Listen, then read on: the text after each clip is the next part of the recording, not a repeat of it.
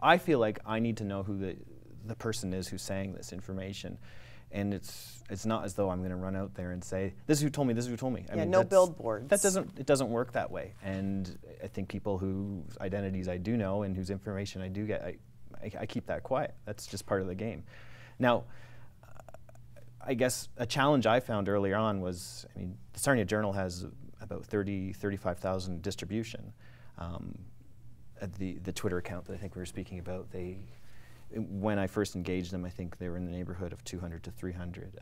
And I thought, well, if there's legitimate information here that the city needs to know, I'd like to do my job, my responsibility to report that and get that out there. And it seems like if you had information that was for the betterment of the city, you would want that to get to as many people as possible. But it didn't play out that way for whatever reason.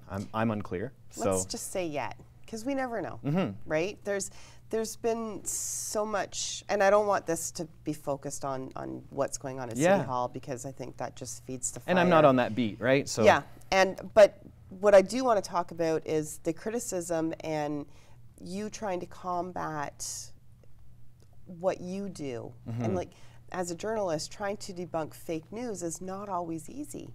Or to distinguish which is fake news. It takes a lot of your time. To go through that. So what would you want to see? If somebody really has a story for you, come to you.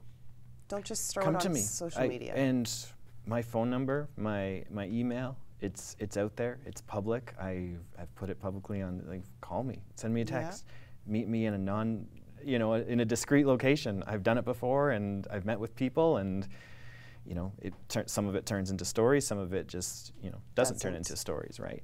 And I mean, that's the other thing is, like, I'm putting my name on the line.